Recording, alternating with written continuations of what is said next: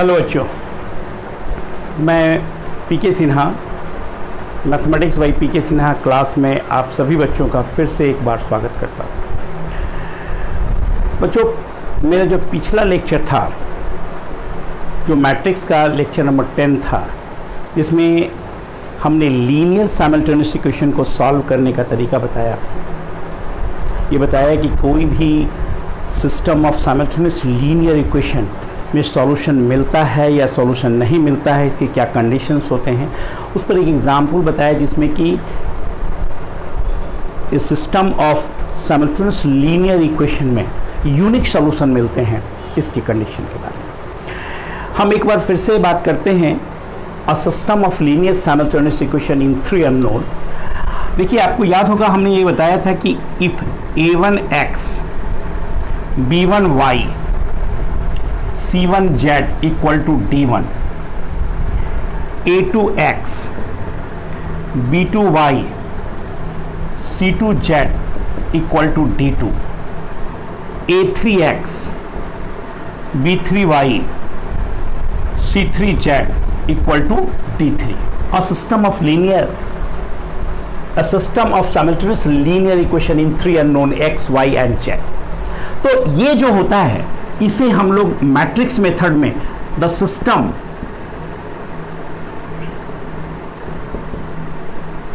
Of linear equations can be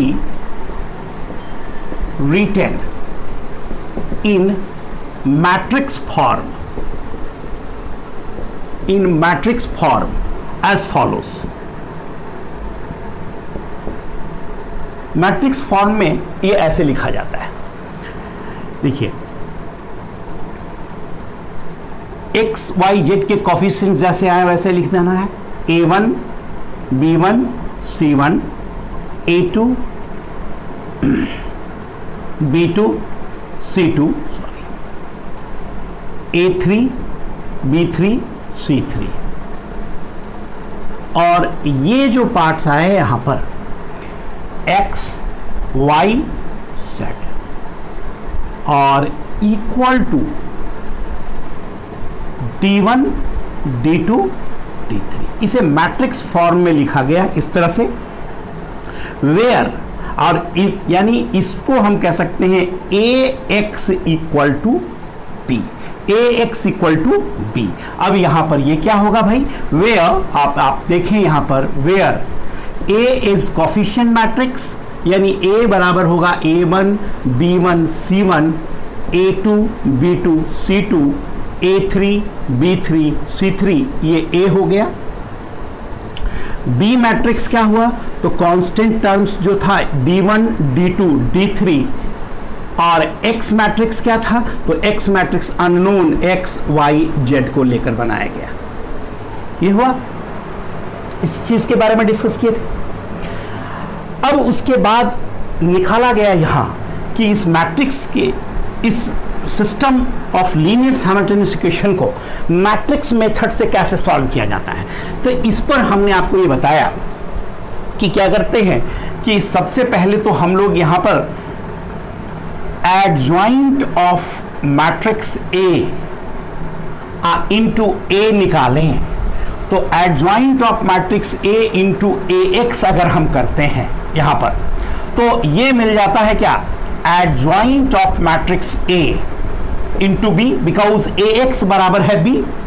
अब आप जान रहे हैं कि ये एसोसिएटिव लॉ होल्ड करता है, यानी adjoint A into A into X बराबर होगा adjoint of A into B. It implies, और ये पता है कि किसी भी मैट्रिक्स के एडजॉइंट और उस मैट्रिक्स का प्रोडक्ट जो होता है वह होता है यहां पर, ये किसके बराबर हो जाएगा? तो determinant of matrix A into identity matrix of 3 order and X equal to हो गया adjoint of matrix A into B, है ना। और I3 को अगर आप मल्टीप्लाई करोगे, इसका मतलब ये हो गया determinant of matrix A into x. क्यों भाई? क्योंकि यहां पर I3 क्या है, तो आइडेंटिटी मैट्रिक्स, और किसी भी मैट्रिक्स में आइडेंटिटी मैट्रिक्स से मल्टीप्लाई करते हैं तो वो मैट्रिक्स वही रह जाता है, यानी x, ये मैट्रिक्स जो होगा वो I3 इंटू एक्स मल्टीप्लाई हुआ तो x का x आ गया, और उसके बाद फिर ये हो गया adjoint of matrix A into B। अब यहां पर हमने 3 केस लिया था, इसमें हमने ये बताया आपको, ये 3 केसेस थे जिसमें ये कहा गया कि अगर डिटर्मिनेंट 0 के बराबर है, यानी कोफिशिएंट मैट्रिक्स का डिटर्मिनेंट अगर 0 हो जाता है, then system has unique solution, है ना। यहां पर पहला केस में था कि if determinant equal to not equal to 0, अगर ये 0 नहीं है, it implies x equal to adjoint of matrix A into determinant of matrix A I into B, और इसी को हम लोग क्या बोलते हैं, इनवर्स बोलते हैं। इट मीन्स x बराबर हो गया A इनवर्स B, और इससे हमें यूनिक सॉल्यूशन मिलता है। ये चीज हमने पिछले क्लास में या पिछले लेक्चर में हमने इसके बारे में बताया कि यूनिक सॉल्यूशन मिलता है इस केस में, और यहां पर मैट्रिक्स A जो होता है वो नॉन सिंगुलर मैट्रिक्स होता है, यानी इसका डिटर्मिनेंट 0 के बराबर नहीं होता है। और हम इस इक्वेशन की मदद से लीनियर साइमल्टेनियस इक्वेशन को सॉल्व करते हैं और उसमें सॉल्यूशन यूनिक मिलता है, मतलब x का एक वैल्यू, y का एक वैल्यू और z का एक वैल्यू। फिर हमने बताया आपको दूसरा केस में कि if determinant of A equal to 0 and साथ में adjoint of matrix A into B is also 0, then system has infinitely many solution. इस केस में हमने बताया आपको कि अगर डिटर्मिनेंट 0 हो जाता है और एडजॉइंट A इंटू B निकाला वही 0 हो गया, then system has infinitely many solution. और तीसरा केस में हमने आपको बताया कि if determinant of A equal to 0 and adjoint of matrix A into B not equal to 0, then system has no solution, then system has no solution. पिछले lecture में हमने ये केसेस को डिस्कस किया, इसमें आपको हमने ये बताया था एक एग्जाम्पल देकर के कि अगर डिटर्मिनेंट जो है कोफिशिएंट मैट्रिक्स का 0 नहीं होता है तो यूनिक सॉल्यूशन निकालते हैं, और वो unique solution A inverse B into A inverse B equal to x के मदद से, इस इक्वेशन की मदद से यूनिक सॉल्यूशन निकाला गया है।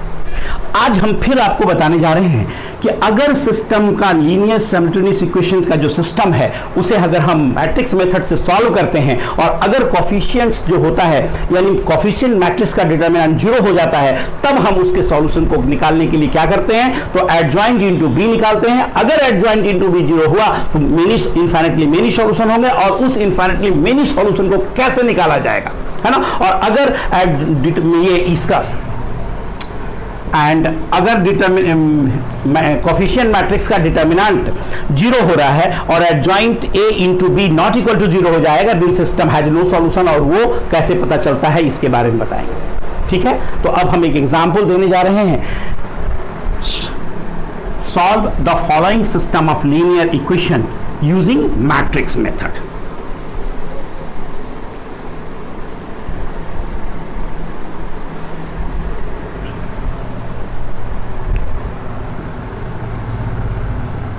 Solve a following system of linear equations using matrix method. Equations are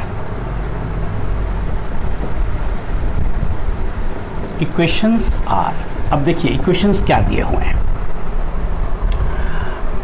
2x minus y plus 3z equal to 5, 3x plus 2y minus z equal to 7 and 4x plus 5y minus 5z equal to 9। अब इसका हमें solution निकालना है। देखिए, solution निकालने के लिए हम सबसे पहले क्या करते हैं, given system of simultaneous linear equations is क्या है? तो तीनों इक्वेशन को लिख लेते हैं हम लोग। 2x minus y plus 3z equal to 5, 3x plus 2y minus z equal to 7, 4x plus 5y minus 5z is equal to 9। ये हो गया। लेट, मान लीजिए ए मैट्रिक्स हमने लिया है, कोफिशिएंट्स को 2, 2 minus 1 3, 3 2 minus 1 4 5 minus 5। B matrix हमने लिया 5 7 9 एंड एक्स मैट्रिक्स हमने लिया अननोन का x y z। हो गया क्लियरली। a इंटू एक्स बराबर b, ये तो होगा ही होगा, ये तो हम जान रहे हैं। अब हमारा काम क्या है? जब system of simultaneous linear equation को सॉल्व करना होता है तो जो कोफिशिएंट मैट्रिक्स बनाया हमने, यानी एक्स वाई जेड के कोफिशिएंट्स से लेकर जो मैट्रिक्स बनाया उसका डिटर्मिनेंट निकालेंगे, है ना। अगर डिटर्मिनेंट 0 हुआ तो इन्फिनिटली मेनी सॉल्यूशन हो सकते हैं या सॉल्यूशन नहीं हो सकते हैं, है ना। और अगर डिटर्मिनेंट नॉट इक्वल टू 0 हुआ तो यूनिक सॉल्यूशन हो सकते हैं। सबसे पहला काम है हमें कोफिशिएंट मैट्रिक्स का डिटर्मिनेंट निकालना, ठीक है। देखिए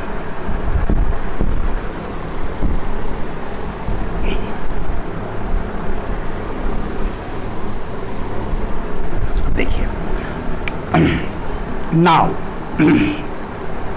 determinant of matrix A, matrix A का डिटर्मिनेंट। अब मैट्रिक्स ए है क्या? 2 माइनस 1 3, पहला रो 3 2 माइनस 1 3 2 माइनस 1 4 5 माइनस 5। अब इसको सॉल्व करते हैं। 2 माइनस 10 अब प्लस 5 माइनस माइनस ये प्लस हो जाएगा प्लस 1। देखिए माइनस 15 अब प्लस माइनस 15 अब प्लस 4 अब फिर ये प्लस 3 हो गया, ये हो गया 15 माइनस माइनस 8, है ना। चलिए डिटर्मिनेंट ऑफ मैट्रिक्स ए बराबर 2 into minus 5 plus 1 into minus 11 अब प्लस 3 इंटू 7 इक्वल टू ये हो गया माइनस 10। देखिए माइनस 5 इंटू माइनस 10 माइनस 11 अब प्लस 21, यानी माइनस 21 प्लस 21 इक्वल टू 0। अब देखिए determinant of A equal to 0। हम इसके बाद क्या लिखेंगे बाबू? जब डिटर्मिनेंट 0 हो गया तो हम लिखेंगे कि सो ए इज अ सिंगुलर मैट्रिक्स। ए जो है वो सिंगुलर मैट्रिक्स हुआ, नॉन सिंगुलर होता है तो यूनिक सॉल्यूशन मिलता है, अब सिंगुलर मैट्रिक्स मिला। तो इसका मतलब the system of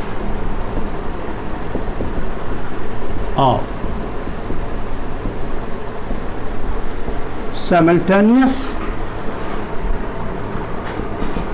linear equation is either inconsistent or consistent with infinitely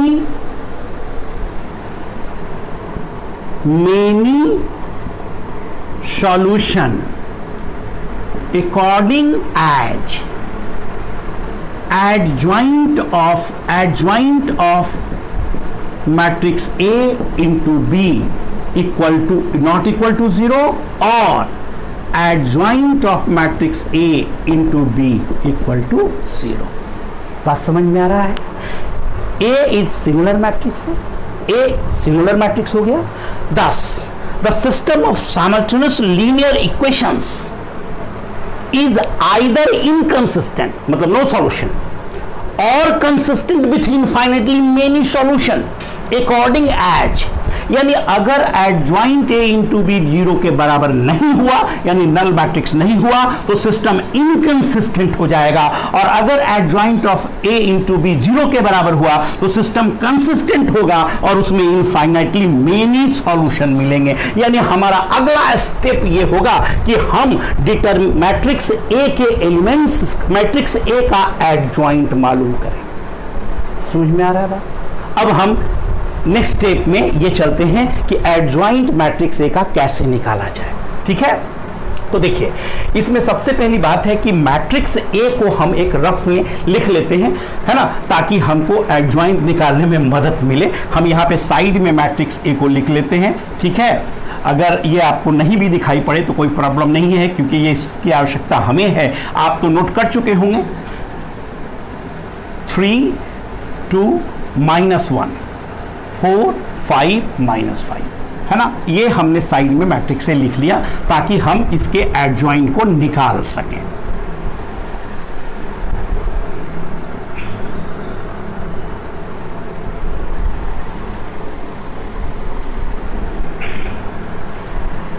कि आप तो इसको नोट कर चुके होंगे और हम इस चीज को हटा दिया, मिटा दिया। इसके बाद तो मेरे पास इसका है नहीं, इसलिए हमने साइड में उसको लिख लिया, बाद में उसको हम रिमूव कर देंगे। ठीक है, अब मान लो if Cij is the cofactor of the element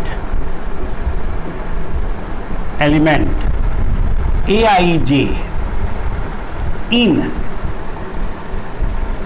in matrix Aij in matrix A equal to, मान लो Cij जो है Aij का मतलब i थ्रो और jth कॉलम के एलिमेंट्स के जो कोफैक्टर है वो Cij है। अब हम क्या करेंगे, नाउ C11 सबसे पहला हम लोग निकालेंगे, पहला रो और पहले कॉलम के एलिमेंट का कोफैक्टर। तो C11 बराबर होगा, देखिए -1 पर पावर होगा 1 + 1। उसके बाद आप क्या करेंगे, इसमें पहला रो और पहला कॉलम जो है उसे आप छोड़ देंगे। तो पहला रो और पहला कॉलम को अगर आपने छोड़ दिया तो 2 - 1 और 5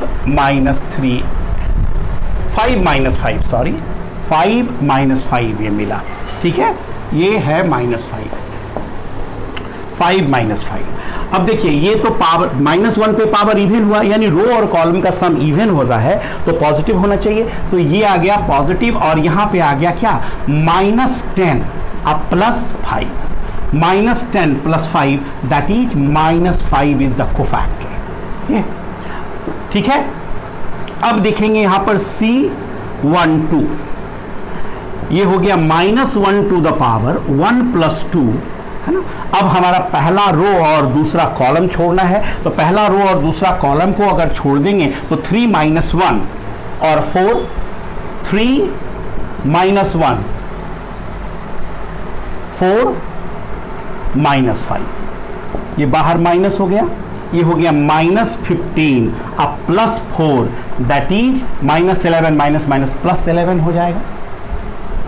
अब C13 निकालें, -1 पे पावर 1 + 3। अब हमारा काम पहला रो और तीसरा कॉलम छोड़ना है, यानी ये 3 2 4 5। तो अब ये देखिए इवन पावर है, पॉजिटिव होगा, 15 - 8 यानी आ गया 7। ठीक है, अब उसके बाद फिर हम C21 निकालेंगे, -1 पे पावर 2 + 1। अब देखिए ये भी ऑड हो रहा है, यानी पहला कॉलम और दूसरा रो छोड़ना है। तो पहला कॉलम और दूसरा रो अगर आप छोड़ देते हैं तो -1 3 -1 3 और 5 - 5 5 - 5 अब देखिए इसमें ये बाहर तो माइनस होगा, ये हो गया कितना 5 अब माइनस 15 दैट इज माइनस 10 हो गया। ठीक है, फिर आगे बढ़ते हैं यहाँ पे हम। अब देखिए नेक्स्ट में C22 निकालेंगे। तो C22 का मतलब हुआ दूसरा रो, सॉरी यहाँ पे लिखते हैं C22, दूसरा रो दूसरा कॉलम -1 पे पावर 2 + 2, दूसरा रो और दूसरा कॉलम अगर आप निकालेंगे तो कितना होना चाहिए, दूसरा रो और दूसरा कॉलम, अगर आप दूसरा रो और दूसरा कॉलम छोड़ देते हैं तो आपको 2 3 और 5 4 -5 है ना, और ये सिंप्लीफाई करेंगे तो -10 और -12 दैट इज -22 ये मिल गया। अब C23 निकालिए, ये हो गया -1 टू द पावर 2 + 3।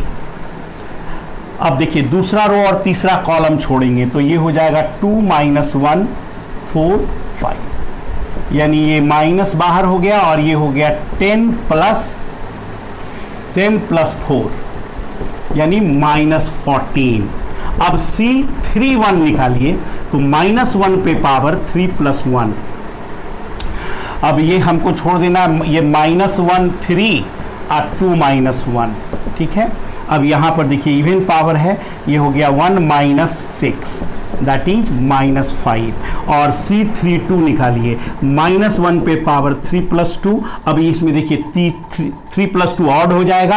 अब हमको तीसरा रो और दूसरा कॉलम छोड़ना है, तीसरा रो और दूसरा कॉलम यानी 2 3 3 -1 2 3 3 -1 2 3 3 -1 यस राइट। अब यहाँ पे ऑड है तो ये माइनस हो गया, -2 - 9 दैट इज +11 हो जाएगा। अब C33 आप देखिए, C33 -1 टू द पावर 3 + 3 और फिर देखिए ये आप छोड़ देंगे तीसरा रो और तीसरा कॉलम तो 2 - 1 और 3 2 यानी ये हो जाएगा 4 + 3 दैट इज 7 है ना। देखिए बाबू एक बात और आपको बता रहे हैं, डिटर्मिनेंट आपने निकाला 0 हो गया।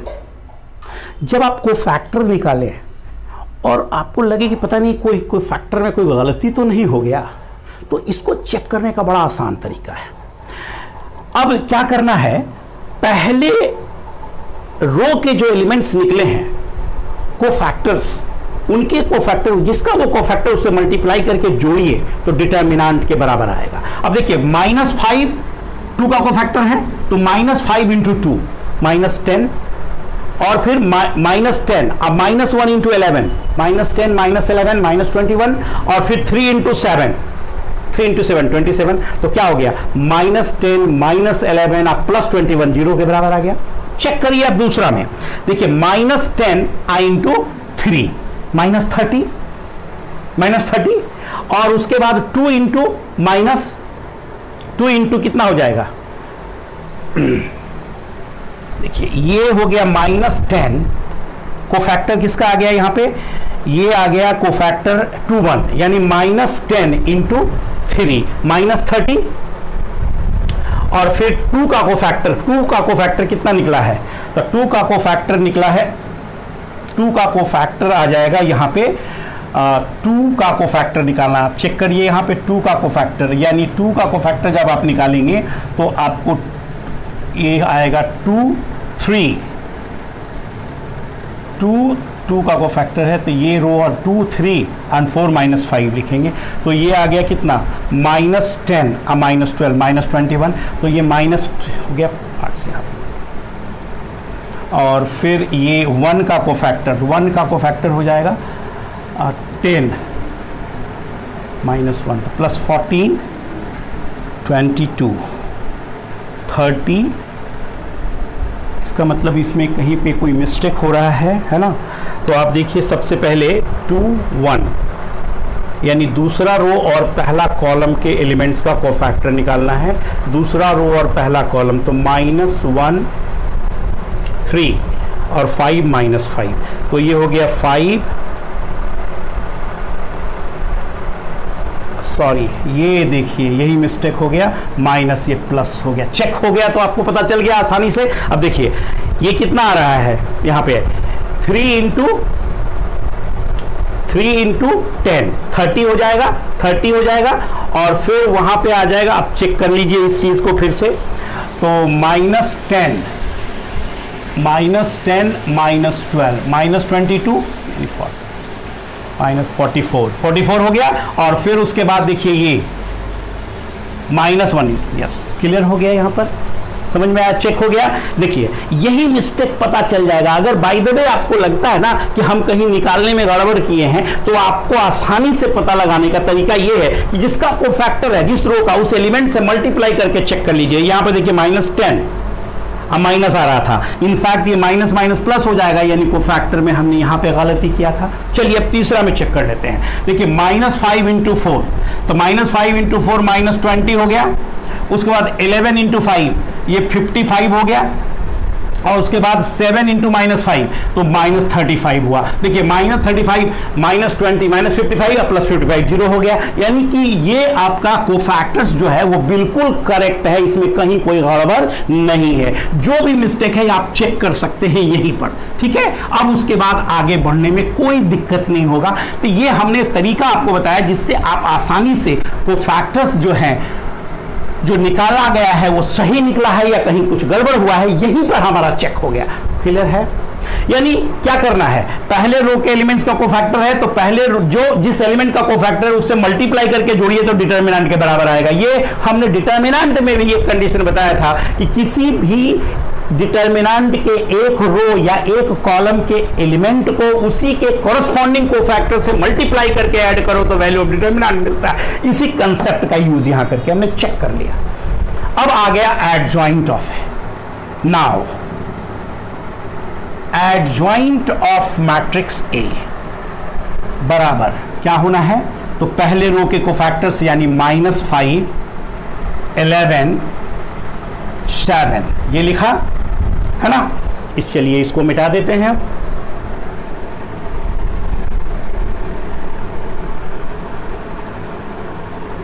अब दूसरे रो का 10 -22 -14 हो गया। तीसरे का -5 11 7 और इसका ट्रांसपोज करना है ना, तभी तो हमें एडजॉइंट मिलेगा। अब ट्रांसपोज कर दिया तो हमको एडजॉइंट मिल जाएगा। चलिए इसका काम हो गया। अब हम एडजॉइंट निकालने के बाद मैट्रिक्स बी से मल्टीप्लाई करेंगे, ठीक है। तो एडजॉइंट के लिए ट्रांसपोज करना है, ट्रांसपोज कर दीजिए। -5 11 7, ट्रांसपोज का मतलब रो को कॉलम, कॉलम को रो बना देना है। 10 -22 -14 -5 11 एंड 7, ये हो गया एडजॉइंट ऑफ मैट्रिक्स ए, है ना। अब क्या करें, तो एडजॉइंट ऑफ मैट्रिक्स ए में हम बी से मल्टीप्लाई करेंगे, यानी एडजॉइंट निकला है -5 10 -5 11 22 11 7 -14 7।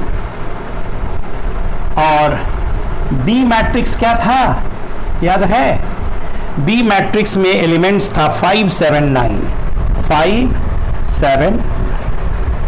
मल्टीप्लाई करते हैं, देखिए पहला रो कॉलम -5 +5 -25 10 +70 और ये हो गया -45, ठीक है। अब देखिए 11 ये हो गया 55 22 इंटू 22 सॉरी -22 है, सॉरी ये हो जाएगा -54 और फिर ये हो गया 99, ठीक है। फिर 7 इंटू 5 35 7 इंटू 5 35, फिर ये हो जाएगा 7 इंटू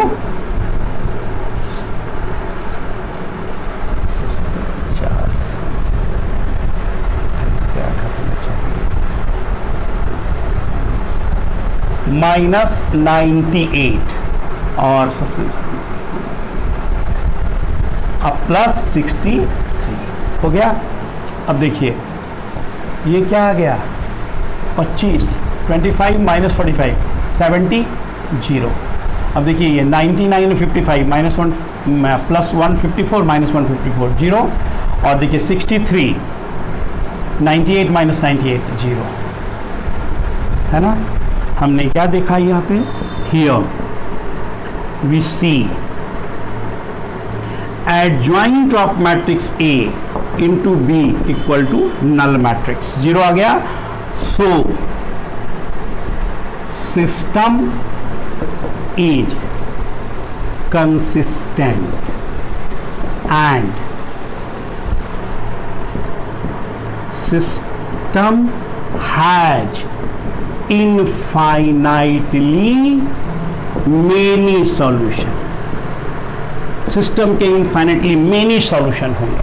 अब इनफाइनाइटली मेनी सॉल्यूशन है तो उसको निकालने का क्या तरीका है देखिएगा। अब देखिए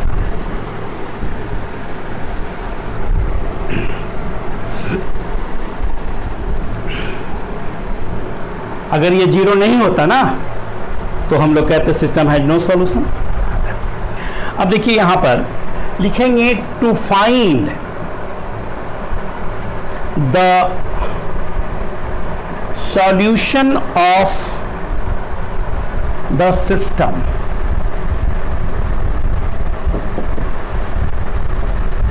we put z equal to k in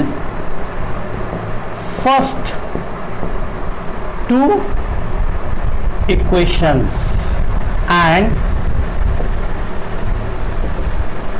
write them as follows। पहले दो इक्वेशन में हम लोग z के जगह पर k लिख करके उनको इस तरह लिखते हैं 2x minus y equal to 5 minus 3k, z के जगह पर k मान के लिखा, and 3x plus 2y equal to k plus 7। हम लोग इस तरह से इक्वेशन को लिख लेते हैं, है ना। अब उसके बाद आगे बढ़ते हैं। अब नेक्स्ट स्टेप में क्या करना है देखिए। नाउ कोफिशिएंट आप लिखिए 2 माइनस 1 3 2 और unknown x y equal to ये हो जाएगा कितना 5 माइनस 5 माइनस 3k और k प्लस 7। ये हुआ वेयर, गौर करने की बात है a। अब इसको a मान लेंगे, क्या हो गया ये 2 माइनस 1 3 2, इसको x मान लेंगे, x क्या हो गया xy, और इसको b मान लेंगे एंड b बराबर हो जाएगा यहाँ पर क्या 5 माइनस 3k और k प्लस 7। ये हुआ b। फिर डिटर्मिनेंट ऑफ मैट्रिक्स से निकालेंगे तो क्या मिलेगा यहाँ पर देखिए 2 माइनस 1 3 2 यानी हो गया 4 plus 3 that is 7 not equal to 0। So इसमें क्या बोलेंगे, so system has unique solution, system के यूनिक सॉल्यूशन मिलेंगे।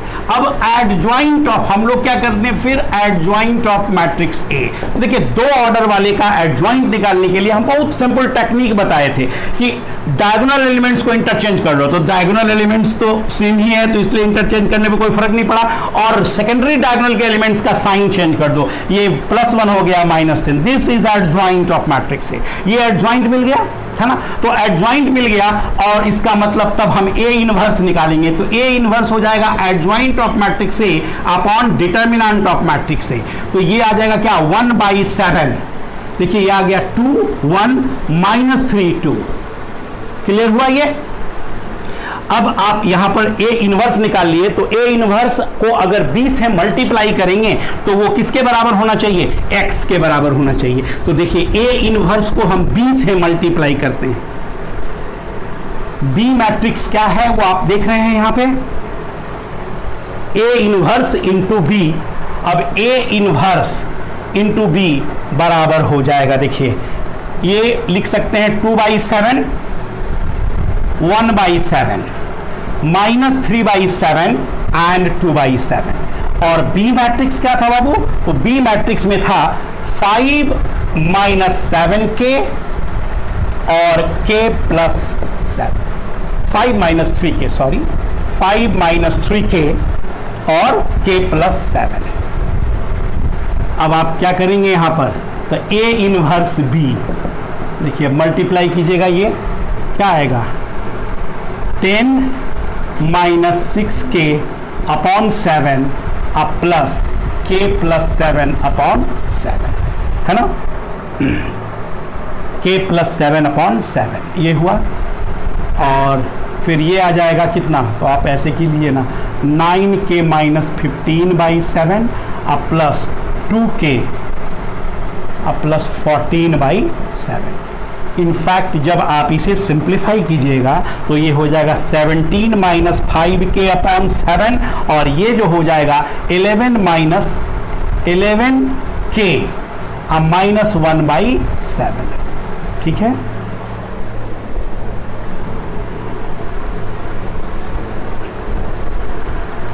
और इक्वेशन वी नो, हम लोग जानते हैं दैट A इनवर्स B बराबर होता है x। इट मीन्स x बराबर क्या हो गया?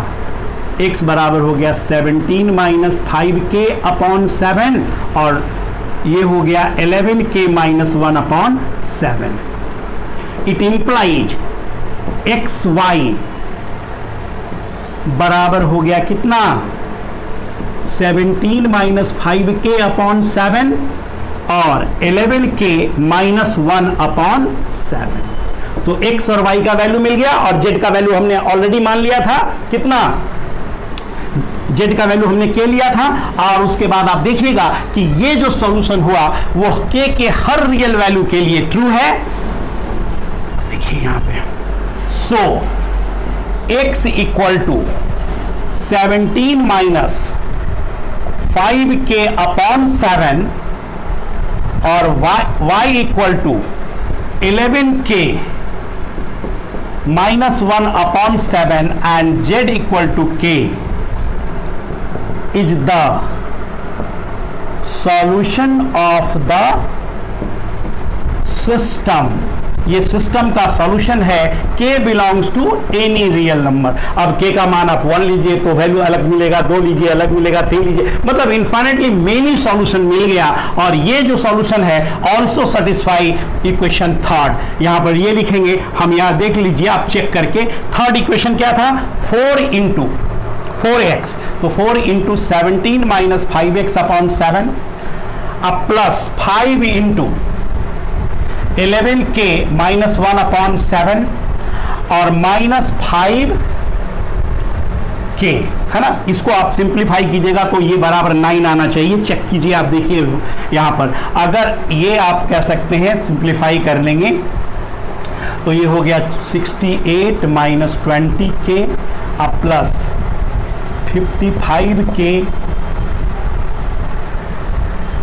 55k माइनस 5 अब माइनस 35k डिवाइडेड बाई 7। अब गौर कीजिए भाई, 55 55k 35 माइनस 20 कट गया। अब ऊपर में देखिए 69 प्लस 69 यानी हो गया 63 अपॉन 7, कटने के बाद क्या आया 9। तो हमने क्या देखा कि ये जो है तीसरे इक्वेशन को भी सेटिस्फाई कर रहा है, यानी ये जो हो गया infinitely many solution of the system. Clear है? कोई प्रॉब्लम नहीं है इसमें। कैसे इनफाइनाइटली मेनी सॉल्यूशन निकाला जाता है इसके बारे में हमने आपको बताया, है ना? इस वीडियो में यहीं तक। अगले वीडियो में हम आपको बताएंगे कि सिस्टम का सॉल्यूशन नहीं होता है और तब जाकर उसी में वो कब क्या कंडीशन होता है। जैसे कि आपको बताए कि अगर adjoint of A into B not equal to 0 हो जाए यानी नन नहीं हो तो सिस्टम इनकंसिस्टेंट होगा, कंसिस्टेंट होगा। अगर कोई प्रॉब्लम बनाते हैं और अगर ऐसा हो जाता है तो उसमें आप बोलिएगा कि सिस्टम जो है वो इनकंसिस्टेंट होगा, यानी सिस्टम का सॉल्यूशन नहीं होगा। यहां पर इंपॉर्टेंट ये था कि अगर ये 0 नहीं होता तो बात है कि सॉल्यूशन ही नहीं होगा, काम खत्म हो गया हमारा। लेकिन हमने आपको बताया कि अगर 0 होता है तो इनफैक्टली मेनी सॉल्यूशन होता है और उसको हम कैसे निकालते हैं इसके बारे में बताया। नेक्स्ट वीडियो में हम एलिमेंट्री रो ट्रांसफॉर्मेशन और एलिमेंट्री कॉलम ट्रांसफॉर्मेशन के संदर्भ में बताएंगे और उससे इनवर्स कैसे निकाला जाता है ये बताएंगे। और ये इस वीडियो के बाद ये 11th नंबर का लेक्चर था। 12th लेक्चर में हम elementary row transformation, elementary column transformation क्या होता है और उसके मदद से हम लोग किसी भी मैट्रिक्स का इनवर्स कैसे निकालते हैं, इस पर हम डिस्कशन करेंगे। उसके बाद कुछ सेलेक्टेड प्रॉब्लम्स जो एनसीईआरटी का है, बोर्ड लेवल के प्रॉब्लम्स को हम डिस्कस करेंगे, एक दो वीडियो में उसके प्रॉब्लम्स को डिस्कस करेंगे और तब जाकर के दूसरे नए टॉपिक पर हम बात करेंगे, विचार कर रहे हैं। कुछ स्टूडेंट्स का ये कहना था कि सर प्रोबेबिलिटी का क्लास आप शुरू कीजिए, तो देखते हैं आगे चल करके डिटर्मिनेंट के भी कुछ प्रॉब्लम्स को हमें सॉल्व करना है, जो अगले वीडियो में हम अगले एक दो वीडियोस के बाद डिटर्मिनेंट के कुछ प्रॉब्लम्स को और मैट्रिक्स के प्रॉब्लम्स को पहले सॉल्व करेंगे और तब जाकर के हम आगे का कोई टॉपिक डिस्कस करेंगे। ठीक है, तब तक के लिए बाय, फिर अगले क्लास में मिलते हैं।